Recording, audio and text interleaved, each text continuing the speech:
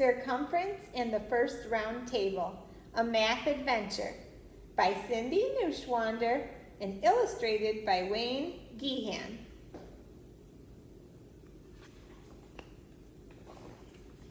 Long ago, in a land known as Camelot, there lived many knights and ladies.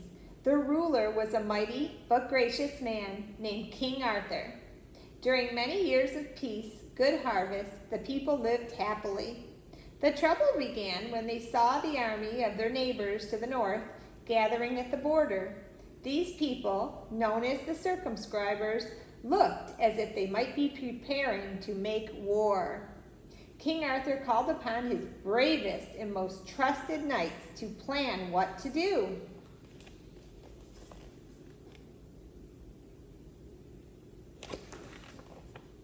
The knights rode as fast as they could to the king's castle. Circumference lived nearby, and so his family came with him. Circumference was married to Lady Di, who came from the town of Amater. They had a son named Radius. Radius was very small and quite young, but his keen mind and boundless energy more than made up for what he lacked in height and age.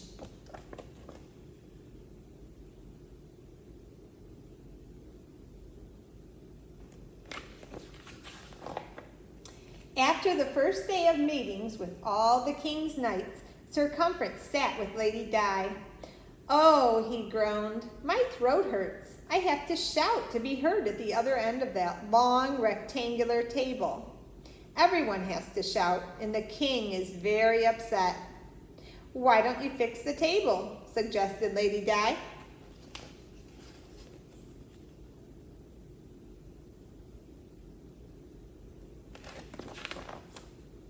"How can we do that?" Circumference asked. "Well," said Lady Di, "you could cut it in half.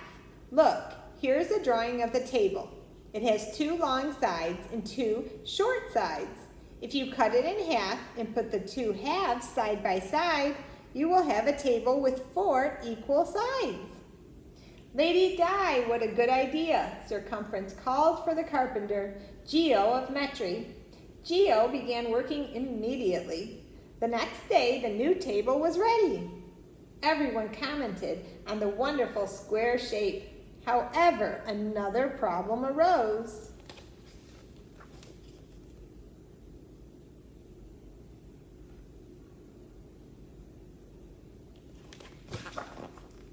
At each corner of the table, the knights whispered to each other while someone else was talking. Sir Galahad exclaimed, "King Arthur, how can we meet to discuss a solution when people talk secretly to each other?" "Sir Galahad is correct," King Arthur responded. "We have come here to talk of defending our land against the circumscribers, not to talk in secrecy." After the meeting, King Arthur told Circumference a new table was needed. That night, Circumference told Lady Di about the problems with the square table. Lady Di thought a moment and then said, "What if we cut the square table diagonally? We could put 2 halves together to make a diamond." She drew a diagram and said, "The king could sit at one end and you could sit at the opposite end. Everyone would be close enough to hear, but the knights would not be in any tight corners."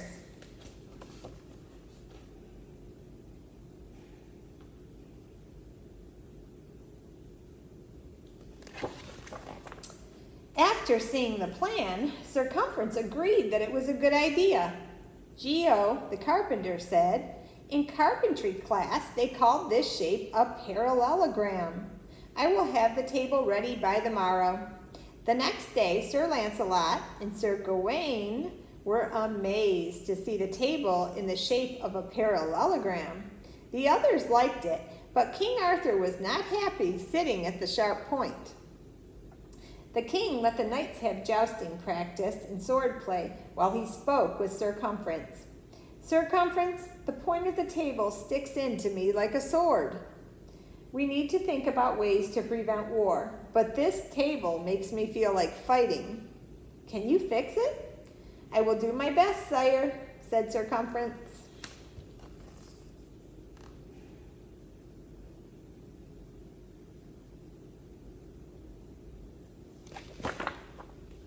That afternoon, he stood by the field and watched the others joust. It was a beautiful day, with blue skies and flags flapping in the breeze. Sir Gawaine's flag was blue with a white cross. Sir Lancelot's flag was green with lions, and Sir Torre's flag was green with an eagle. The flags were all similar in shape. They were all triangles.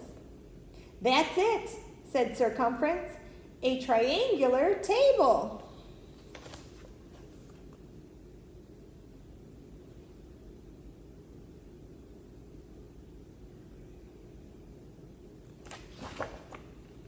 Cumference called Geo and explained.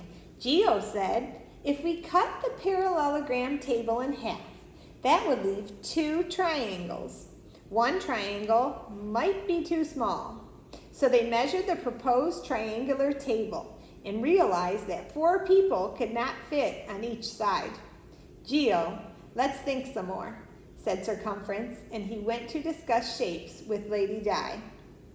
"Yes," said Lady Di, "the triangles would be too small, so cut off the corners like this and make an octagon.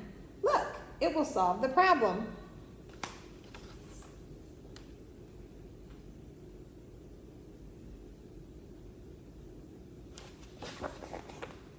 When the knights sat at the octagon table, each one wanted a side all to himself. 8 sides and 12 knights? Who would share a side with another? They agreed that the king should have a side all to himself because he was their leader, but that left 7 sides and 12 people. "Knights, let there be order," said King Arthur calmly.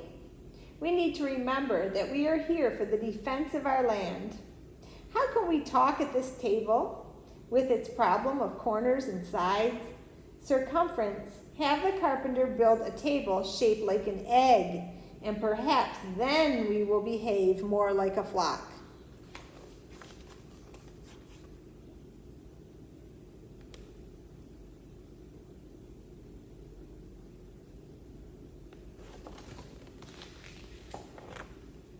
Cumference drew up plans for an oval table for Geo. "This table is going to be harder to build since it has no straight edges," said Geo. "I will begin at once." When the knights met again, they were all impressed by the oval table. Sir Lancelot suggested that they raise their goblets and drink a toast. All of the knights raised their goblets, but there was a great commotion from the ends of the table.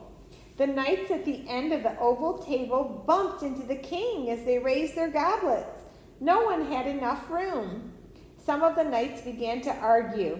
Then King Arthur shouted, "Stop! All leave me until tomorrow, except for Cumference."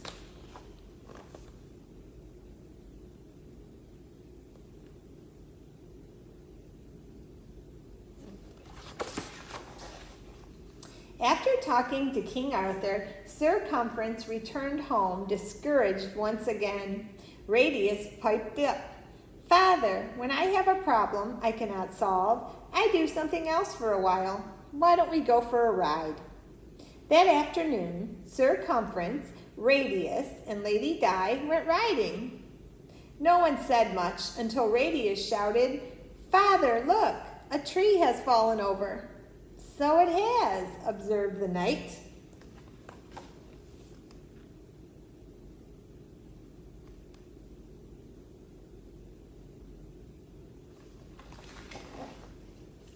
"Don't you see, Father? There's your table." Lady Di got off her horse for a closer look. She stood on her tiptoes and stretched her arm up high as it could go. Her fingertips just met the upper edge of the trunk. "It should be big enough," she said. "This part is as tall as I can reach, and the wood seems to be of good quality." Cumference summoned Geo to cut a cross-section of the trunk to make into a tabletop. "Leave the bark on the outside edge," he told Geo. "I like its rough feel." Geo and his helpers sawed through the huge tree trunk, and then they hoisted the heavy slab into the ox cart, and off they went to Geo's workshop. Geo worked all night building the new table.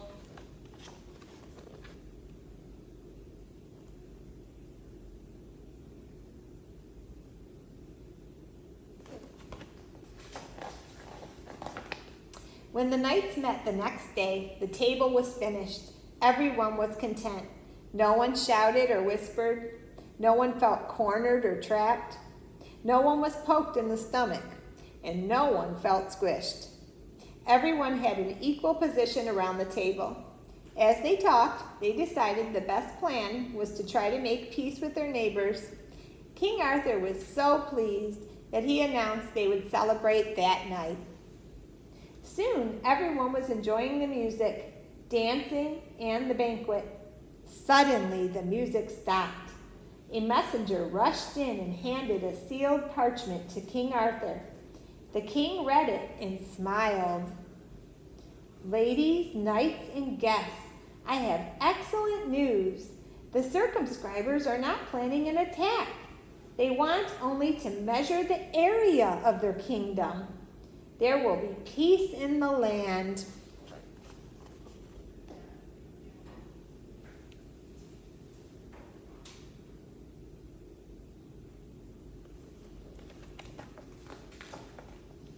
Hooray! Everyone cheered till the king held up his hand for silence.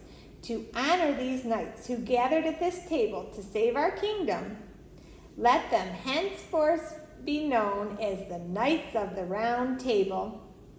Let us thank Sir Cumference and Lady Di and their son Radius. They made this round table possible. Everyone cheered again.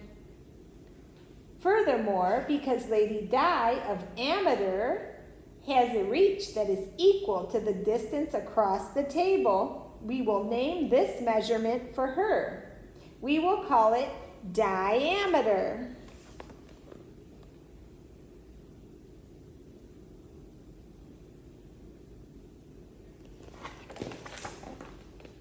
I am proud of Radius too, added King Arthur. Someday he will become a fine knight. He may be small, but he has tall ideas. Everyone nodded and clapped. Let us call this small measurement from the center of the circle to its edge the radius. Finally, let us not forget our clever Sir Cumference. Since it was his idea to leave the bark on the outside edge of our table, we will name the outside edge of any circle after him. Let us call it the circumference.